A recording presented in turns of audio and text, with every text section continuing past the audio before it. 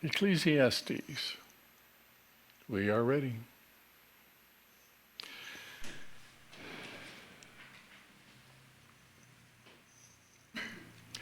Okay, Ecclesiastes chapter 2. After we've had the introduction of chapter 1, where we see that life runs in cycles, and these cycles pretty well bind us to a lot of things. The sun moving around, the earth rotating, our systems within our bodies, the timing of everything, the time in which we were born, all these things that we don't have control over. And yet we see that under the sun, as long as we're under the sun, we're bound by the limitations of life. And as we see in Ecclesiastes, Solomon is saying there's nothing new under the sun. So as we look in chapter 2, we started talking about some of the philosophies that have been nothing new under the sun. Really, you can trace them back to the ancient philosophers, whether it's existentialism, really, or even evolution. How did we get here? And they talked about the prime mover, the divine spark, and all these different terms. And even Stephen Hawking, he was a very famous physicist or whatever, brainiac, anybody that everybody enjoyed, or they read his books and so forth, A Brief History of Time and other things. But he talked about there's got to be a fire within. There's more to life. And of course, he was an atheist and so forth, or a deist at least, and probably an atheist. But, there's something more than just the equation of 2 + 2. And you look at remember plane geometry? Anybody take plane geometry or geometry at all? Where you take the timeline or the line and they draw, and then on each end is infinity. And then in between there are your facts that somewhere in infinity, these things work. And yet why? 2 + 2 = 4. So you get into the mathematics of it all, and that's what Hawking was good at. And molecular and all these different things, where you have to realize that there are combinations, there are facts about life. And then you get into plane geometry, and of course, there are facts. The square of the hypotenuse equals the sum of the square of the other two sides, and all those things. And from that, you go into trigonometry, where you get into all the different things, building bridges and so forth. And so, there are facts of life. And yet, how does it tie into infinity? And that's what man says. What are we here for? Okay, 2 + 2 = 4, but will it always equal 4? And all these things. Why am I here? What am I doing? What determines who I am? And as you study, and I've gone back and tried to refresh myself on philosophy, and there's a couple of good courses or people that I've been listening to on the internet. Now, they are atheists, or at least deists. They do not come at it from a Christian point of view, but they do talk about some of the things that we can see how that modern psychology gets it. Okay, if you do think everything's in your mind, then there are certain ways you got to think, and all this. And what matters to you? Well, that's all true, but the thing I keep saying is there are some absolutes. There's more than 2 + 2. There's the soul that sinneth, it shall surely die. There are, thou wilt show me the path of life, and in thy presence is fullness of joy, and at thy right hand are pleasures forevermore. My hope is in the Lord. But they leave all that out, so everything's got to be in here and not outside, not from God coming, we don't say God shed his grace on thee.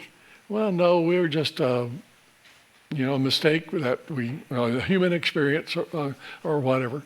No, God has moved in history. And to deny that is to really get into fatalism. That whatever will be, there's nothing new under the sun, all these different things that we've already studied. And this is where Solomon is coming from. He said, as we look at 2 Chronicles chapter 1, verse 1, and it says, now Solomon, the son of David, was strengthened in his kingdom, and the Lord his God was with him and exalted him exceedingly. And so the first several chapters, 10 chapters of 2 Chronicles deals with Solomon's reign.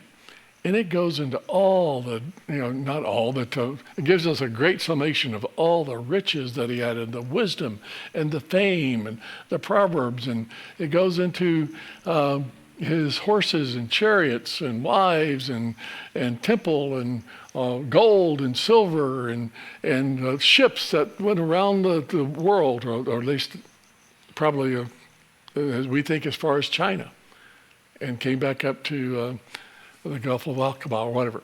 But and he brought in apes, it even tells us. So he had his own, and then he had his gardens. And that was one of the things that you will see as you study history. The kings, whether it's Nebuchadnezzar or Pharaoh or Xerxes, Ahasuerus, they liked their gardens and their trees and their experiments, the hanging gardens of Babylon, all these different things, and their buildings.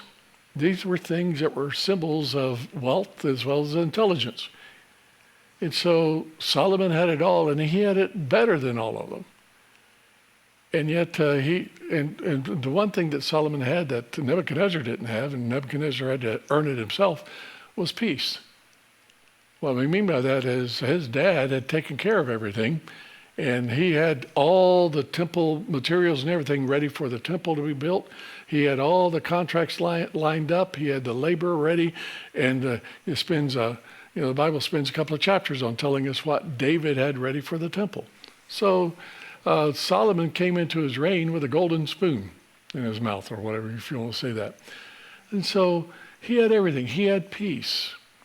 And the one thing about peace that we see throughout history is peace is a time of degradation. That is when people start going off the deep end.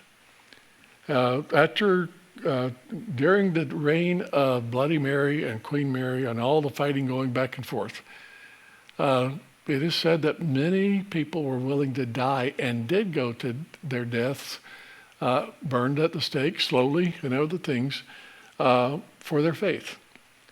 But once peace came, many of those people that were willing to die were off into all kinds of sin.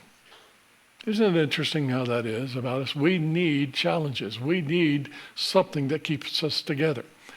Another thing, a history little item that I was reading, and that is during World War II, the Battle of Britain.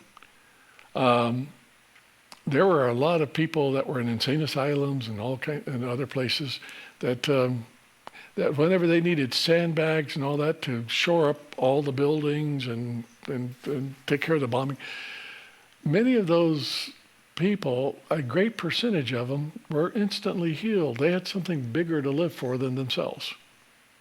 It's kind of interesting how that goes. When the time of peace is a time of prosperity, but it's also a time when we slide because we don't have the challenges of life. And so we see that Solomon was born in a great time of peace. In fact, his very name is derived from Shalom, or Solomon, meaning peace. But Solomon inherited all these things from his dad, and he lived a life of real luxury. But he was very curious. As we saw in chapter 1, he had great wisdom because God gave it to him. If you go back to 2 Chronicles chapter 1 and 2, you'll see how that Solomon prayed for wisdom. And God says, I'm pleased with that. And says, you get wisdom, I'm going to give you so much more. And so we see that Solomon talked with God. And Solomon became the richest man, and probably one of the richest, if not the richest man in all of history. There's very few people that had a direct talk with God. And very few people who have been the richest people in the world as far as a whole kingdom is concerned, like Solomon. But there's never been anybody who's had both the spirituality and the materialism that Solomon has had. Name another king. There's not another king who's ever had what Solomon had. Direct contact with God. Then he had the priesthood. He had all these different things that worked in his favor. He had divine appointments. He knew he had a divine mission. all these things that were there before him. And then he was blessed with greater riches. In fact, if you read back in the first 9 chapters of 2nd Chronicles, you'll see that that he had so much gold that they didn't even use silver because it just wasn't needed.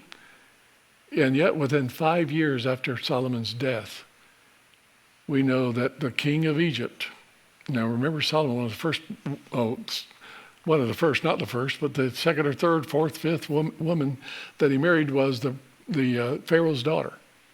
Well, 5 years after his death, Pharaoh came up and just took all of the gold out of everything, and Rehoboam had to replace it with bronze. I mean, 5 years and boof, it was all gone. So we see that Solomon had it for just the briefest of time, and even the briefest time in his life. But in chapter 2 now, we'll begin reading, and we're looking, and I've entitled this, Pleasure's Dead-End Road. Now we've looked at narcissism, which is, we've looked at existentialism. Why do I exist? How do I determine what exists? It's all in my mind. It can't be, there's no absolutes. So it's all got to be my rational thinking. And then you get into fatalism from that, or nihilism, which is, as I've been studying this, nihilism doesn't mean that you're going to destroy everything. It means that you just begin with nothing. And you have to create it in your own mind, what is real and what isn't. Can you think of a comedian that he said there's nothing? I mean, it's all about nothing. Seinfeld, whole philosophy was it's nothing, right? If you remember Seinfeld. Now, I've never seen a whole episode of a lot of these sitcoms, but of course they were always around, and I know what the guy looks like, and I know some of the characters and some of the blurbs or whatever they put on, and the cringeworthy things and all those things that they came up with. But I've never really just sat down and watched a lot of those things. Friends or Seinfeld, it just didn't appeal to me, or I didn't have time, or whatever. But never got into it. But it's, it's nothing. It's all about nothing. Well, even Solomon says comedy is really all about nothing. Now, notice this as we read in chapter 2. I said in my heart, remember what I'm talking to myself. I said in my heart, come now, I will test you with mirth. Therefore, enjoy pleasure, but surely this also is vanity. I said of laughter, madness, and of myrrh, what does it accomplish? I searched in my heart how to gratify my flesh with wine, with guiding my heart with wisdom, and how to lay hold of folly, till I might see what was good for the sons of men to do under heaven all the days of their lives. I made my works great. I built myself houses and planted myself vineyards. I made myself gardens and orchards, and I planted all kinds of fruit trees in them. I made myself water pools from which to water the growing trees of the grove. I acquired male and female servants and had servants born in my house. Yes, I had greater possessions of herds and flocks than all who were in Jerusalem before me. I also gathered for myself silver and gold and special treasures of kings and of provinces.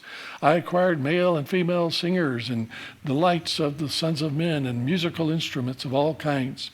So I became great and excelled more than all who were before me in Jerusalem. Also, my wisdom remained with me. Whatever my eyes desired, I did not keep from them. I did not withhold my heart from any pleasure, for my heart rejoiced in all my labor, and this was my reward from all my labor.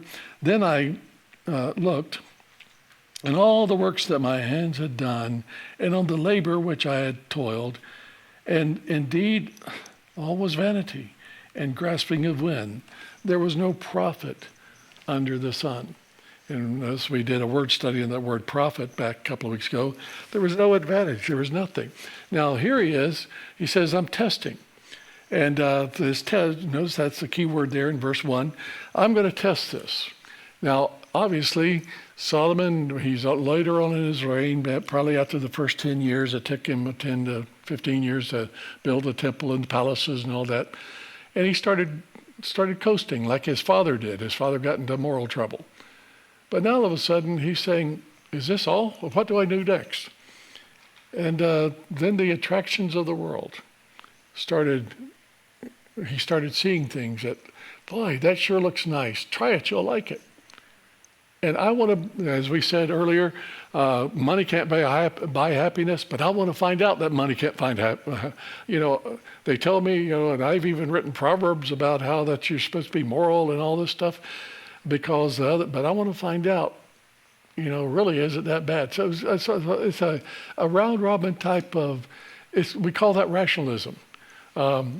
Why do I do the certain things that I do? And listen, if it's out there, why not try it? After all, everybody else is.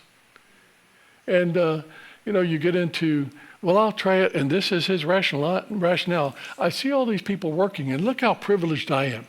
And it goes back to chapter 1, verse 12, where he said, I, the preacher, was king over Jerusalem, and I set my heart to seek and to search out the wisdom concerning all that is done under heaven. The burdensome task God has given to the sons of man, by which they also are exercised. I saw all works that were done under the sun. So he says, why all these things are vanity? I mean, wait a minute, here I am with all these things, and yet why am I where I am, and why these got to work? And yet, in the end, we're all having to toil. And life is a bear. Life, it doesn't matter if I'm the king or if I'm the lowliest worker. We have some of the basic same problems. And so all the toil that we're doing. So I really, and this is a rationale, I want to find out just where they are and how that I could pull them out of it. It's the silliest thing, because even I have heard of preachers who have done that, on Christians, that, I've got to go because I want to win people to the Lord. And like I've told, I don't want to get into all the different people that I've talked with over my years, but it's amazing. I want to win this person to the Lord. Well, why are you going where you're going? And it's not long before I'm trying to win her to the Lord. But yes, she's not your wife. You need to get back home to your wife. But I got to win her to the Lord. It's crazy what people do.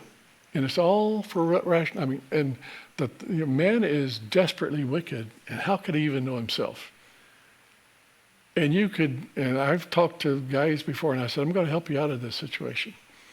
But if you get back into it, we're going to have to just tell you can't be a member here anymore. I mean, and they'll cry and all that, but 5 years later, they're right back into the same rationale. 5 years, 2 years. And they could tell you all kinds. And so it's just so sad to see how the people rationalize. Try it, you'll like it. And wait a minute, Pastor, how can you tell me that I've got to stay with this woman the rest of my life? Wait, whoa. God wants me to be happy. Well, what about your wife and your kids? And all these things. I told you about the guy who loved bowling, and his daughter was asking him to come to her graduation. I've got to win people to the Lord when I'm bowling in my league. You say that's silly. You need to be a pastor for a while, and you'll find out how silly, or any Christian counselor can tell you that, and some of you can tell that too. We've all run into it. But here Solomon is saying, I want to experience these things so I can help pull them out of it. Because, after all, we're all just a bunch of sinners saved by grace. And so let's see what we can have victory over. And so we see the test. I said in my heart, I'm talking to myself, I searched in my heart and notice he says, he said, therefore, he said, come, let's test what myrrh, remember the whole idea of vanity and so forth, the carnival of the absurd, He says, to test my heart with myrrh, therefore enjoy pleasure. But surely this was all vanity. And so he's saying, I wanted to test this out.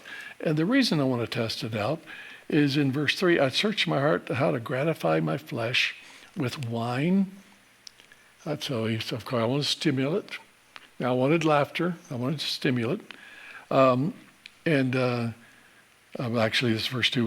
We'll skip to verse 3. Well, let's go ahead and read it. He says, how to glorify my flesh with wine, with guiding my heart with wisdom. So we want to do it both ways. I want the stimulants of life. I want the pleasures of life. But I also want to keep hold of the knowledge and the wisdom that comes. So I want to be worldly wise. And as a result, a man can, why are we so double-minded? We can know to do good and do it not. And to him it is what? Sin. So he says, I knew all these things, and after all, I wrote some of the books. And yet, I want to test both ways. I want it both ways. And how many people do you see in church? I want the world, but I want the Lord. I want the blessings of God, but I want the world too.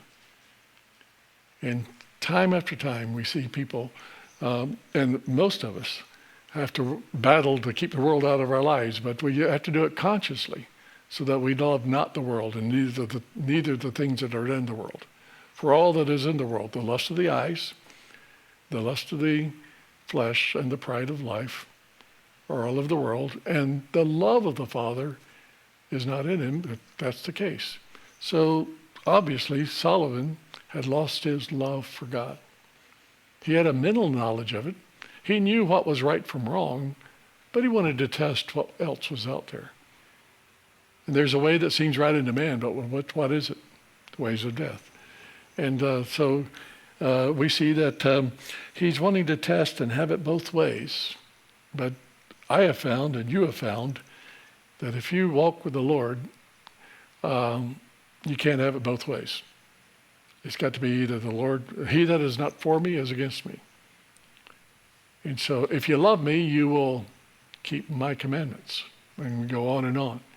And so this is one of the problems I have with studying or listening to the philosophers or the people going into philosophy is I'm thinking concrete, there's a God in heaven. They're thinking there's not, so help me, I'm going to help you rationalize the way that really life is and how that you've got to make it in your own mind about what's real and what isn't, what is right from wrong. And that's just foreign to my thinking because, the Bible is the basis. For without faith it's impossible to please him. But by faith, we understand that the worlds were made. And so I began my whole life with God made me. And that starts changing everything. If there's God made me, there's a purpose. I don't have to discover the purpose as far as knowing there is one out there. I have to find what it is and do it. And so nihilism says there's no purpose. You make it up in your own mind because it's all nothing. And you make it something. And so those are all those weird doctrine. And there again, they're so nebulous and they kind of float around that it's hard to distinguish one from another. After all, fatalism and all that hedonism is based on nihilism. And you just go out and have a lot of fun. Let's eat, drink, and be merry for what? Tomorrow we die. And so it's nothing. It's, we're here and it's nothing. We are nothing and we're going back to nothing. And so, but as we said, life is linear. In other words, it's going to last forever. You got that little arrow at the end of now you do have the vertical line on one because you started, God created you. But on the other end is that arrow, which means it's going to go on forever. You're going to live forever. And so we see then that he said, I want to find all these things. I want both sides. I want to figure out, and of course I'm doing it for my fellow man. I want them, because I'm so smart, and I've been educated so much, he'd already said that in verse 16, 17, that chapter 1. So I really want to lift men up by the experiences that I have. Doesn't it sound great?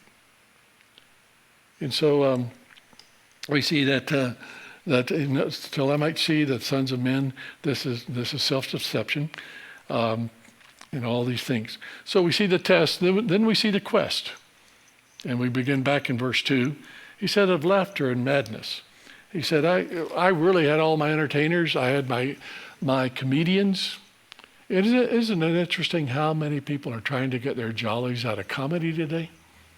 I mean, you have all these Comedy Central and now Comedy this, and you have some of the major pundits on television and radio today, or communications anyway, are comedians, philosopher comedians. And I have found, it's both anecdotal and also kind of a study, some of the funniest people are some of the most tragic. John Belushi, he was supposed to be so happy and awesome. Saturday Night Live, he committed suicide, or whatever. He died unnatural causes. You look at, and we can go down the list of many of them. I think of the story that I think it was Billy Graham that used to tell it. And that was he was talking to a psychologist, or talking to a psychologist, or anyway, a story he was telling, and that was. A man went to a psychologist and just was pouring out his heart, and just was so down and was thinking about committing suicide. And the psychologist said to him, there's a fun, you need some laughter in your life. You need to get, you need to get outside of yourself. So there's a comedian that is really, really well known in this town, and you just need to go listen to him. And, laugh a while. Enjoy yourself. Let loose. And the guy said, I am that comedian. How many comedians are very fragile? That's why you have to be careful with so many of them. Remember that lady that held up President Trump's head? She's a flake. The poor girl, she's got some emotional problems. Red Skelton had problems. Carol Burnett had, a lot of these people had. Art Linkletter, all these people. I mean, both good and bad. That you could enjoy some of them. They're very clean. And yet, everybody has problems. And it's amazing how the comedians seem like they have the most. Madness. Now, so we see that he said, but the thing about it, when everything is funny, after a while, nothing is funny. You just can't go through life laughing at everything. After a while, it becomes silly, does it not? It becomes the theater of the absurd, as we talked about before. And so, you just can't. And unfortunately, sometimes in church, we try to make everything funny or hilarious or whatever. No, we can't. Slapstick is not the route to go. Now, of course, there are going to be funny things that happen. And one of the things I like to do is sit around with the people who have been in church for a while and talk about some of the crazy things that can go on in a church service. And we all have, after you're smiling, so you know what I'm talking about. Because some things are just funny. And yet, that's not why you're there. If you were there, after a while, if it was funny at every service, then after a while, you start competing against yourself. We see something like that before, or whatever. And so, how many times can you go to Comedy Central and keep laughing at some of the crude? And the bad thing about it, with comedy, it always gets cruder and cruder and cruder to be real. It has to become more and more personal and whatever. And so he says, it's just myrrh, it's absurd. Why do we do this? And then he says, okay, another thing, pleasure doesn't always talk about humor, and it doesn't always talk about the flesh as far as physical relations or whatever. A lot of men, or a lot of people, get lost in the things that they do. I mean, they get going on their house, and Solomon built multiple houses, palaces, and he was known for being a builder. And not only that, but he had plants. There again, I think of a man, and I was thinking about him today. I wonder if he, he'd be close to 100 now, so I doubt it, if he's even alive. But early in my ministry, he had retired, and he had every toy that you could think of. I mean, you could go upstairs in his house, and he had these big, huge train sets. and his kids were out of the house now, so and he had holes through the wall like tunnels where the trains would go through. And just, that thing must have cost $5,000 to $10,000. But he got bored with that. Then he had remote airplanes. Then he went into tractors, But the thing I liked to enjoy, he'd go out and he had trees up and down his lot. And he had little and he had all kinds of trees with Latin names. And I didn't know half of them. Didn't even know a quarter of them. And just like Solomon, he was a king in his own right, He had all these things. But back when he was and his wife came to church, and they sang in the choir together. But the day after they got married, he told his wife, "I'm not going to church anymore." And when I met them, they'd been married over 40 years, and he had never been back to church. And the thing about it, his kids had some major problems. Let's just put it that way, because their dad was so wrapped up in his things that what to him went, as far as his rationale was concerned, was I wanted pleasure. And so even in existentialism, he determined what was important in his life, or what was real. And his kids were a mirage. How sad that was.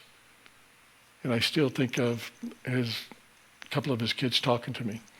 One of them had gone off into a deep cult and tried to talk with them about the things of the Lord, and he knew every verse that I talked about because his mother took him to church.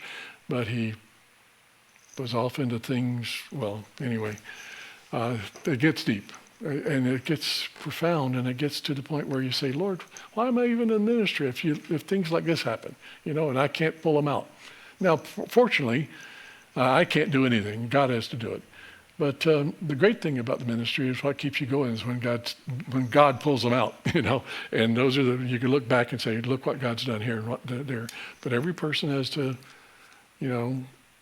decide what they're going to do with the Lord. And so if it wasn't for those victories, I don't know if I'd be in the ministry today, But you've got to. But the thing about what keeps me going is what keeps them going, because they still look at me as a person who helped them. And yet I represented God to them, and that's all I care about is I don't even have anything to do in their lives anymore. It's between them and God. And I can sit back and look at what God's doing. But that gives me hope. That gives me hope with some of those impossible situations that I just mentioned a person in our prayer time that I don't know the answers, but there's hope. Isn't there?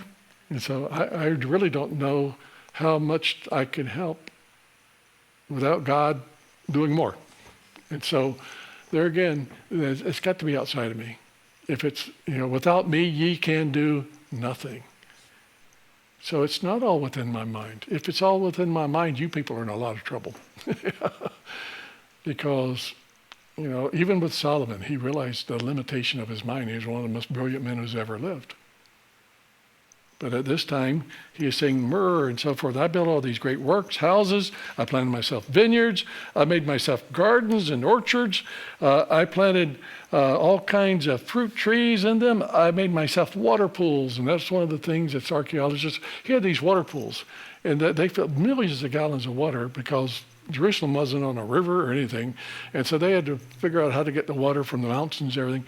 And those pools would overflow and run down the line, and they would be big old huge ponds where water would just flow down and then water his gardens. And he had an irrigation system and all, and of course we know other things that he did that just marvels of engineering. So he was off into all kinds of good things. And this wasn't necessarily sin. Well, Pastor, that's not a sin. No, it's not a sin. But at the same time, what are you giving your life to? Seek ye first the kingdom of God. That doesn't mean you'll sit back and just wait on God. And it doesn't mean that you don't have ambition. In fact, a young man who doesn't have ambition, I wonder about him. They need a good kick in the seat of the pants. And so, yes, but are we seeking, what are we seeking? I made myself water pools and watered the growing trees and and male and female servants. So he had it all.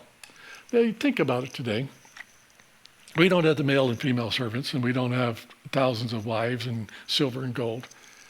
But think of it. He said he had singers and all that. Think about the modern man.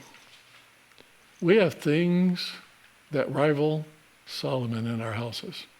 Solomon never had an air conditioner or central heat. He never had a stereo. He had to hire 100 singers. Just imagine all the work that took. We could pop in a CD or whatever, however you get it these days. I mean, we have all the pleasures that Solomon never even thought of. Or if he thought of them, he was one of the only people in the world could have them because it cost so much. Whereas you and I've got, we got cars that go 70 miles an hour. He never got over 20 miles an hour in his life. Probably 30 miles for maybe a sprint. We got all these things that travel. We get in an airplane and fly halfway around the world. We don't know if Solomon ever even left Jerusalem or left Israel. And so we've got all kinds of things that can give us pleasure. All kinds of roads. And, but we see all these were, to Solomon, these were dead-end roads. They all come to a head. They come to nothing.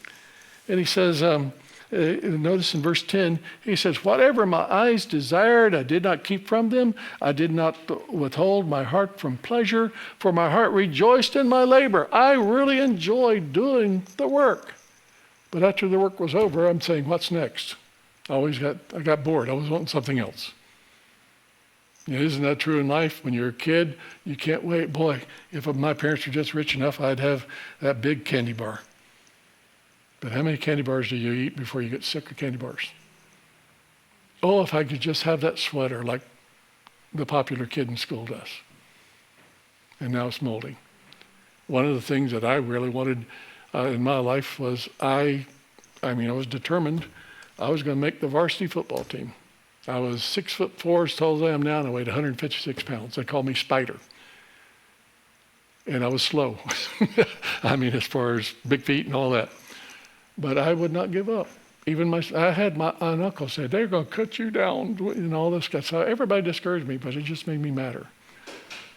And finally, my senior year, I made the varsity football team. And I even lettered and made all-conference defensive end. Boy, that was a good thing. But I was looking the other day, and I have my Letterman jacket. And guess what? It's got holes in it from moths. It didn't last. And nobody remembers who I am anyway, but that's fine. But what good, in that way, it was a stepping stone for me, it did. But there again, I could look back and say how God used it as a stepping stone. But if that's all there was to it, how many of these guys, I was thinking that they gave a list of sports people that are broke today, making millions of dollars, very well known. And they're bankrupt. What good is it? He says, I poured myself out. And we know at the end of his life, Solomon was an extremely bitter man. He was bitter. But he says, I didn't hold myself back from everything. My reward was my labor. And there's nothing wrong with that. It's good that you want to do things. And it's great that we have people in the church that want to do things. But doing things is kind of a reward in itself, but it's a step to something better. Why am I doing it? And why am I doing it is because, first of all, the Lord has laid it on my heart. Secondly, I want to be a blessing to others. But third, really, selfishly, there's a reward in it. Not only temporal, but eternal. So yes, I want to see God's best in my life, not only now, but for eternity. But he said, I looked at the things that all these dead-end streets, try it, like it, just everybody else is doing it. Let's all have a party. Let's have some fun. And he said, I've done all that. But then I looked. Notice verse 11. This is a big transition. Then I looked on all the works my hands had done, and on the labor which I toiled. Indeed, all was great reward. All was empty. All was nothing. All these dead-end streets that I took, whether it was laughter and partying and wine, women and song, whether it was building great works and monuments to myself, having great acclaim, even people bringing me presents. The Queen of Sheba brought him a gold mine. I mean, she just brought him all kinds of things. And she took back a lot. He swapped with her. But he was known. And yet he says, big deal. Is this all there is? That Peggy Lee song, is this all there is? And so he says, indeed, all was vanity and grasping for the wind. The answer, my friend, is out there somewhere in the wind. No, the answer is not in the wind. The answer is in the Lord Jesus Christ. Life is purpose now it never had before. There is meaning to each day and even more. Since I found you in life, glory divine. So we see that he says, it's grasping for the wind. There's no advantage under the sun. No profit under the sun. Now, I like what David said earlier, though, and I don't like to end. This is why I don't like philosophy, because it ends in nothingness. It ends with some nebulous cloud out there, like something is out there. But turn with me back to Psalm 16. This is the verse that I remember. I was at one of those crises in my life. An existential crisis, if you want to call it that, as we look at. But I can remember exactly where I was. I could remember how the Lord spoke to me through a verse. And turn with me back to Psalm 16.